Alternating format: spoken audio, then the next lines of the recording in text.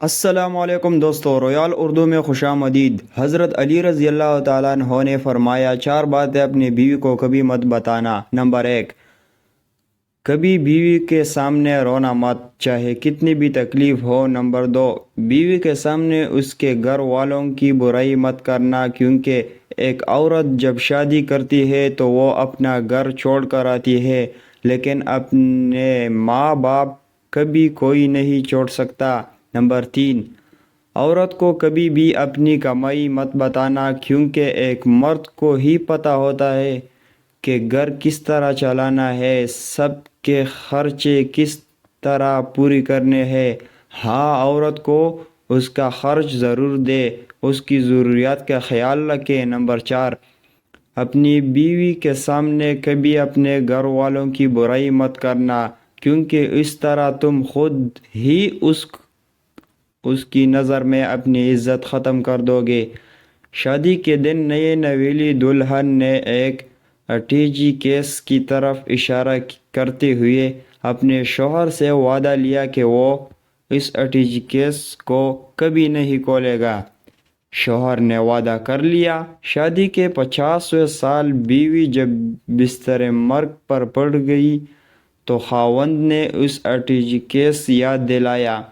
بیوی بولی، اب یہ وقت ہے اس ٹی کیس کے راز کو فاش کرنے کا۔ اب اس ٹی کیس کو کھول لے۔ خاوند نے ٹی کیس کھولا تو اس میں سے 2 گھڑیاں نکلی۔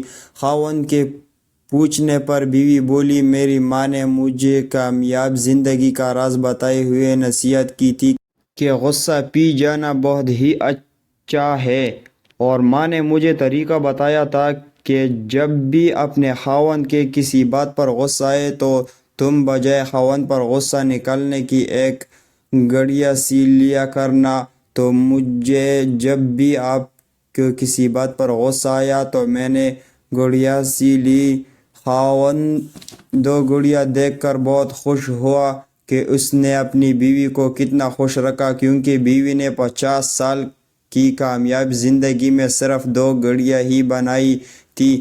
محبت میں شدت معنی نہیں رکھتی، محبت میں عزت معنی رکھتی ہے۔ ایک ہوتا ہے کسی کو اپنی طبیعت کے مطابق ڈھال لیتا، اور دوسرا ہوتا ہے کسی کی طبیعت کے مطابق ڈھل جانا۔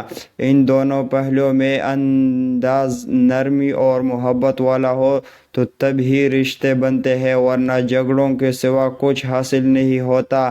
اللہ تعالیٰ نے دنیا میں جو سب سے پہلے رشتہ بنایا وہ میاں بیوی کا ہی رشتہ تھا، اور پھر باقی سارے رشتے اس کے بعد بنائے۔ اور پھر یہ رشتہ تو ہے بھی ایسا، کتنی بھی دھوپ چھاؤں آئے اس رشتے میں ایک دوسرے کے بغیر گزارا ممکن ہی نہیں ہے۔ Thanks for watching. خدا حافظ۔